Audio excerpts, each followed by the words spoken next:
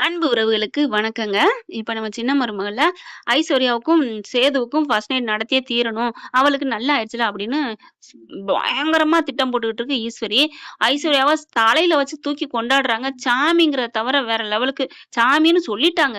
சாமி ரேஞ்சுக்கு பூஜை ரூம்ல வைக்கலங்க. அவ்வளோதாங்க. அப்படித்தான் கொண்டாடுறாங்க. ஏன் நம்ம தமிழ் செல்வியே ஃபோன் போட்டு "நல்லா இருக்கா உடம்புக்கு? இப்ப நல்லா இருக்கா?" இதே தான் கேட்டுக்கிட்டு இருக்கு. ஒரு கட்டத்துக்கு மேல பார்த்தீங்கன்னா, இந்த புள்ளையே அம்மான்னு சொல்ற அளவுக்கு ஆயிருச்சுங்க.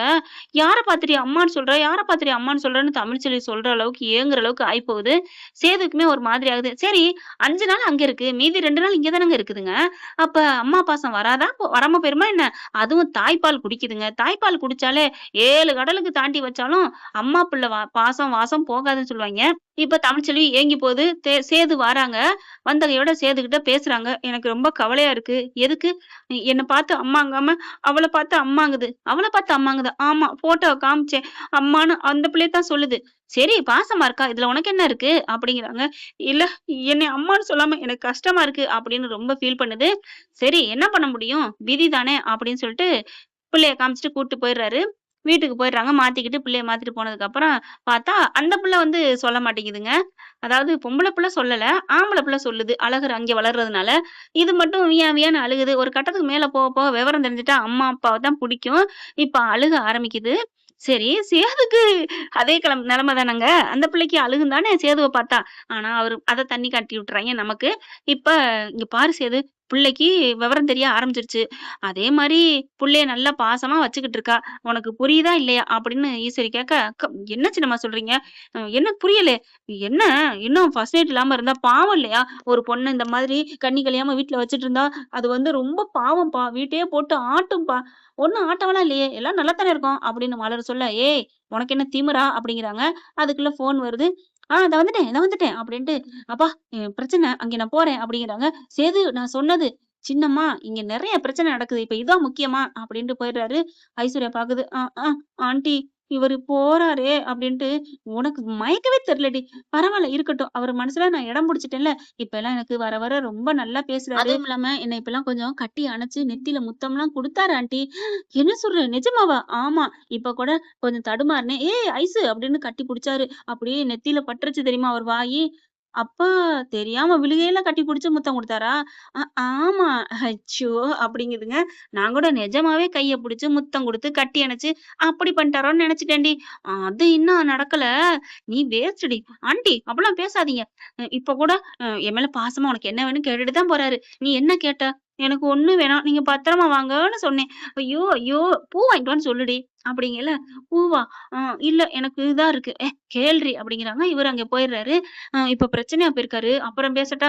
பேசுடி பொண்டாட்டியோட பிரச்சனைய விட ஊர் பிரச்சனை முக்கியமான்னு சொல்ல, ஃபோன் அடிக்குது. அவரு அங்கேயே கை முயின்னு சண்டை நடந்துட்டு இருக்கு. வாய்க்கா தகராறு.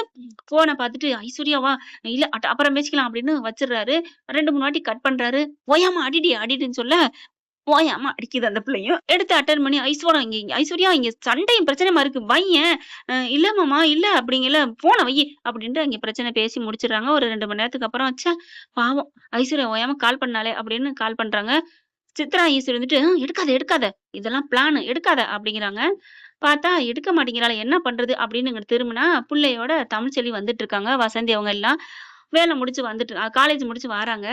பார்த்தோன்னே புள்ளைய பார்த்தோன்னே அவருக்கு ஆசை பொங்குது. ஐஸ்வர்யா என்ன பண்ணுது? "ஆன்ட்டி ஃபோன் அடிக்கல. நான் திருப்பி அடிக்கவா?" சரி அடி" அப்படிங்கிறாங்க. திருப்பி அடிக்கல. புள்ளைய போய் கொஞ்சுறாரு. "ஏய் செல்லக்குட்டிம்மா, மீனாட்சிம்மா" அப்படிங்கல அடிக்குது. கொஞ்சம் கூட விடமாட்டாளுகளே அப்படின்னு அவங்க அம்மா நெனைக்க, ஃபோன எடுத்து பார்த்துட்டு டக்குன்னு அட்டெண்ட் பண்ணிட்டாரு. "ஏன் ஐசு? நீ அடிச்சுட்டு இருக்க. நான் வேலையா இருக்கேன்னு தானே சொன்னேன். புரிஞ்சுக்க மாட்டியா?" இல்ல மாமா. சரி, சரி சாரி" அப்படிங்கிறாங்க. "சரி என்ன? எதுக்காக கால் பண்ண?" இல்ல கொஞ்சம் வரையில பூ வாங்கிட்டு வரீங்களா?" "பூவா? பூ எதுக்கு?" "அ சும்மா தான். அம்மா தான் ஆன்டி தான் வாங்கிட்டு வர சொன்னாங்க." ஐயோ! சின்னம்மாவுக்கு வேற வேலையே இல்ல. அவங்க சும்மா எப்ப பார்த்தாலும் ஃபர்ஸ்ட் நைட் வை, ஃபர்ஸ்ட் நைட் வைன்னு சொல்லிட்டு இருக்காங்க. இப்ப அதெல்லாம் எனக்கு முடியாது. அந்த அந்த மாரி மூட்ல இல்ல நான் சொல்லிட்டேன் ஐஸ்வர்யா. நீ ஃபோன வையி அப்படின்னு வச்சுடுறாங்க. தமிழ்ச்செல்வி பாக்குது, அவங்க அம்மா பாக்குது. அப்போ இவங்க 2 பேரும் ஃபர்ஸ்ட் நைட் கொண்டாடவே இல்லையாடி? அம்மா அவங்க கொண்டாடினா என்ன, கொண்டாடிட்டு என்ன அப்படின்னு சொல்லிட்டு தமிழ் அடக்குது வாய, அம்மா வாய. பொம்பள பிள்ளைங்கலாம் சரி, ஆம்பள பிள்ளையா இருந்தாலும் சரி, ஒரு காலகட்டத்துக்கு வளர்ந்ததுக்கப்புறம், அம்மா, அப்பாவ டக்கு டக்குன்னு அடக்கிதுங்க. வாய வச்சு, சும்மா இருக்க மாட்டியான்னு அடக்குதுங்க. இதெல்லாம் என்ன அவங்க நாளைக்கு பின்னாடி புள்ளைங்க கிட்ட திட்டுவாங்கங்கிறதே மறந்துருதுங்க. இப்ப இவரு என்ன பண்றாரு, சரி புள்ளைய பிடிச்சுக்க அப்படின்னு குடுத்துட்டு கெளம்புறாரு. இவங்களும் கெளம்பிர்றாங்க. கெளம்போதே அந்த புள்ள அழுகுது. "என்னடி செல்லம், ஏன்டி? என்ன?" அப்படிங்கல. வியார் வியான்னு அழுகுது. என்ன புள்ள அழுகுது, ஒண்ணும் புரியலையே! அவரு நெனைக்கிறாருங்க, சரி பூ வாங்கிட்டு போவோம் அப்படின்னு. அந்த நெனப்புக்கு தான் அந்த புள்ள அழுகுதான்னு தெரியல. அப்புறமா கைய இப்டி பிடிச்சு வெலக்கி விட்டுட்டு போறாங்க. போயிட்டு ஒரு மாதிரி ஆகுது. சரி கேட்டா வாங்கிட்டு போவோம் அப்படின்ட்டு பூ கேட்க போறாங்க. "எதுக்கு பூவு?" அப்படிங்கிறாங்க. "என்னம்மா? வீட்டுக்கு தான்." "இல்ல சாமி கும்பிடவா? இல்ல பொண்டாட்டிக்கா?" எல்லாத்துக்கும் தான்." அப்படிங்கிறாங்க. "அப்பன்னா இந்தாங்க கூட நெறைய கொண்டு போங்க." குடுத்துடுறாங்க. வாங்கிக்கிறாரு. பைக்குல போட்டு குடுத்துடுறாங்க. வீட்டுக்கு வர்றாங்க. வரம்போதே "ஸ்வீட் வாங்கிட்டு வாங்க மாமா." "ஐயோ! நான் வீட்டுக்கு வந்துட்டேன் வையி" அப்படின்ட்டு வச்சுட்டு வீட்டுக்குள்ள வராங்க. பார்க்கையில பாவமா தான் இருக்கு. உட்காந்துட்டு இருக்கு. "ஐசு ஏன் உட்காந்துருக்க? நீங்க தான் என்ன திட்டிட்டு போயிட்டீங்கல்ல. சரி விடு. இந்தா பூ வாங்கிட்டு வந்திருக்கேன் வச்சுக்கோ." அதுக்குள்ள ஈஸ்வரி வந்துருது. "தம்பி டேய் நீ தான்டா என் மாமன். எல்லாத்தையும் நான் சொன்ன மாரியே கொண்டாந்துட்டியா? Super, super." அப்படின்னு சொல்லிட்டு, "ஏய் ஐஸ்வர்யா சூப்பர். போயிட்டு ரூம்லாம் அலங்கரிக்கிறோம் நாங்க." சின்னம்மா அதெல்லாம் வேணாம்." அப்படிங்கிறாங்க. "நீ சும்மா இருப்பா. நீ என்ன நீ?" அப்படின்னு சொல்லிட்டு, "நீ போய் பூ அலங்காரம் பண்ணு" அப்படிங்கிறாங்க. சரின்னு சொல்லிட்டு இருக்கேன். மறுபடியும் ஃபோன் வருது. "ஐயா சீக்கிரம் வாங்க" அப்படிங்கிறாங்க. "என்னய்யா? இப்ப தானேய்யா முடிச்சுட்டு வந்தேன். அவன் வெட்டிட்டாங்க. நீங்க பஞ்சாயம் பண்ணிட்டு போனீங்க. இப்ப கை உடைஞ்சு கிடக்குறான்" அப்படிங்கவும், "ஐயோ! சரி சின்னம்மா நான் வர்றேன். எப்பா அலங்காரம்லாம் பண்ணுங்க. நான் என்ன பண்ணி தொலைங்க" அப்படின்ட்டு போறாரு. ஐயோ! அப்படின்னு ஜாலியா இருக்க, மெத்தையெல்லாம் அலங்கரிச்சு, பட்டு புடவ கட்டி, அழகா உட்கார்ந்திருக்கு. நகை நட்டு எதுவும் போடாம உட்கார்ந்திருக்கு. "ஏன்?" அப்படிங்கல. "இதெல்லாம் குத்துண்டி" அப்படிங்குது. "சரி, சரி" அப்படின்னு உட்கார்ந்துட்டு இருக்கா. "அப்ப இந்த பட்டு புடவையும் தேவையில்லையே?" சரி கழட்டிட்டு நைட்டியோட இரு." "ஓகே" அப்படின்னு இந்த பிள்ளை நல்லா அப்படி உட்கார்ந்துட்டு இருக்கு ஃப்ரீயா. இவரு அங்க போறாரு. அந்த வெட்டுப்பட்டாங்கில அவன தூக்கிக்கிட்டு ஆஸ்பத்திரிக்கு கொண்டு போறாங்க. ஆஸ்பத்திரியில ட்ரீட்மெண்ட் பண்றாங்க. பண்ணிட்டு மெடிக்கல் வாங்கிட்டு இருக்காங்க. கரெக்ட்டா மெடிக்கல் வாங்கிட்டு நிமிர, "அண்ணே நல்லா இருக்கீங்களா?" அப்படிங்கிறாங்க. "என்னய்யா?" என்னண்ணே பண்றது? எங்க அம்மாவுக்கு இங்க 4, 5 மாசமாவே ரொம்ப முடியாம இருக்காங்க" அப்படின்னு சொல்ல, "அப்படியா? சரி நீ வந்து கேமராமேன் தானே?" "ஆமாண்ணே உங்க கல்யாணத்துக்கு வீடியோலாம் எடுத்தேன்ல, எங்க அம்மாவுக்கு முடியலண்ணே. அதானே வர முடியாம போச்சு. உங்க வீடியோ ஃபோட்டோலாம் கழுவி வச்சிருக்கேன். ஆனா என்னோட ஃபோன்ல இருக்கு. அத நான் வேணா உங்களுக்கு அனுப்பட்டுமா?" அப்படிங்கிறாங்க. "சரி அனுப்பு" அப்படிங்கிறாரு. அனுப்புனோனே வாங்கிர்றாங்க. வாங்கிக்கிட்டு ஒண்ணொன்னா பாக்குறாங்க. "பணமெல்லாம் குடுத்தாச்சுல?" "அதெல்லாம் குடுத்தாச்சுண்ணே." "சரி இந்தா எதுக்கு வச்சுக்கன்னு மறுபடியும் காசு குடுக்க." "அண்ணே வேணாண்ணே." "அட பரவால்ல விடு. உங்க அம்மாவ ஆஸ்பத்திரியில வச்சிருக்கேங்கிற, 5 மாசமா கடை லீவுன்னு மூடி கிடக்குங்கிற, இந்தா வச்சுக்கோ." "அண்ணே உங்க நல்ல மனசுக்கு நீங்க நல்லா இருப்பீங்கண்ணே." "சரி, சரி விடு, விடு. உங்க பொண்டாட்டி பிள்ளையோட நீங்க நல்லா இருப்பீங்க." "பொண்டாட்டி பிள்ளையோட?" "ஏன்பா நில்லு. எந்த பொண்டாட்டி பிள்ளையோட?" "என்னண்ணே உங்க புள்ளையோட அம்மா யாரு? அது பொண்டாட்டி பிள்ளை தானே? அதத்தான் சொன்னேன்." அப்படின்னு தமிழ்ச்செல்விய சொல்றானா? ஒண்ணும் புரியல அப்படின்னு ஃபோன எடுத்து பார்த்துட்டே இருக்காங்க. பெரிய மந்த கருப்பு என்ன நெனச்சிருக்காரோ, அதானே நடக்கும் அப்படின்னு ஒண்ணொன்னா பாக்க, ஆடி போறாருங்க அப்படியே. தாலி கட்டவே இல்ல. அப்படியே சித்ரா தான் கட்டுது. அடி பாவிகளா! நீங்க தான் கட்டுனீங்களா? அப்ப நான் கட்டவே இல்லையா? அப்போ எனக்கு ஐஸ்வர்யா பொண்டாட்டியே இல்லையா? தமிழ் தான் பொண்டாட்டியா? அப்படி ஒரு சந்தோஷம் தாங்க முடியல. வேக வேகமா கிளம்புறாரு. வீட்டுக்கு போன கையோட பார்த்தா, "சித்ரா" அப்படின்னு கூப்பிடுறாரு. "அக்கா" அப்படிங்கல எல்லாரும் வராங்க. என்னப்பா சந்தோஷமா வரேன்னு பார்த்தா, இப்படி கத்திக்கிட்டு வர்ற?" அப்படின்னு ராஜாங்க, மோகனா, சித்ரா, ஈஸ்வரி எல்லாரும் கேட்க, ஐஸ்வர்யா அப்படியே கனவு கண்டுட்டு கட்டில்ல கிடக்க, வ வேக வேகமா ரூமுக்குள்ள போறாரு. பார்த்தோனே ஐஸ்வர்யா பார்க்குறாங்க. எல்லாரும் ரூமுக்கு வந்துர்றாங்க. "எந்திரி, எந்திரி" அப்படிங்கிறாங்க. "ஏன் மாமா? எதுக்கு? என்னாச்சு?" "எந்திரி" அப்படின்னு சொல்லிட்டு தர தரன்னு வெளில இழுத்துட்டு வராரு. "சேது என்ன நீ? உன் புள்ளைய காப்பாத்தணும்ல இப்படி புடிச்சு இழுத்தர்ற" அப்படின்னு சொல்ல, சரி ஓகே. நான் தெரியாம இழுத்துட்டு வந்துட்டேன். கொஞ்சம் மெல்ல வாம்மா. மொத ட்ரெஸ்ஸ மாத்து. இது என்ன ட்ரெஸ்ஸு?" அப்படிங்கிறாரு. மாமா" அப்படிங்கிற "ட்ரெஸ்ஸ மாத்து." சரி மாமா. இப்போதைக்கு நான் துண்ட எடுத்து போட்டுக்கிறேன்னு" வெளில போட்டுக்கிட்டு வெளில வராங்க. "என்னய்யா சேது என்ன ஆச்சு? பாருங்க" அப்படின்னு சொல்லிட்டு காமிக்கிறாரு. பார்த்தா தாலி கட்டவே இல்ல. சித்ரா தான் கட்டியிருக்கு.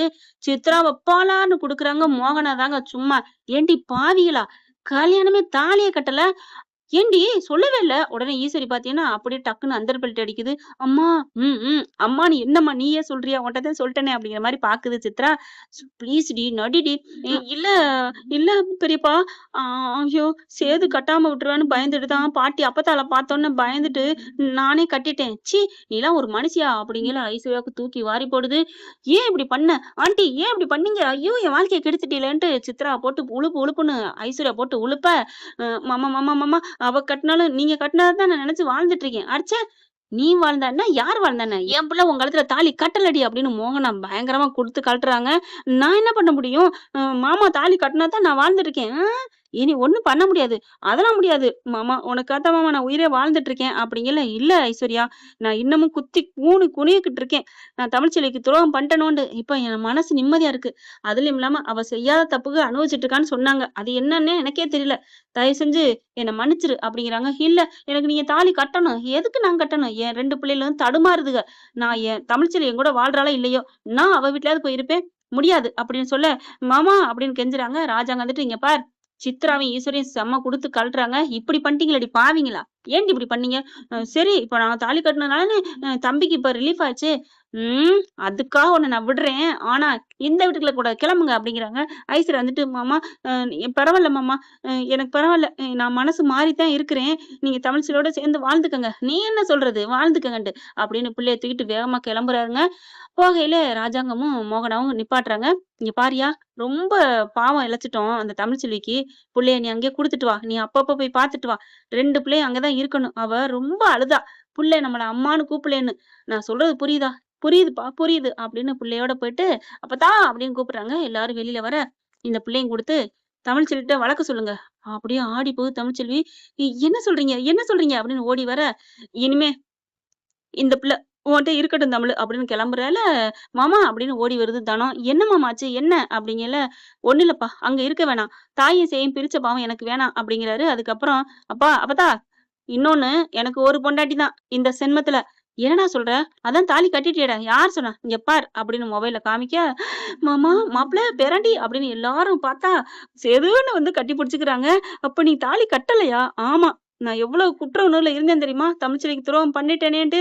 அந்த ஒரு வேகத்துல அன்னைக்கு தமிழ்ச்செல்வி தான் நீ இன்னொரு கல்யாணம் பண்ணிக்கன்னு சொன்னா. அத வச்சுதான் நான் தாலிய கட்டுனேன்னு நினைச்சேன். ஐயோ! எனக்கு எவ்வளவு சந்தோஷமா இருக்கு தெரியுமா?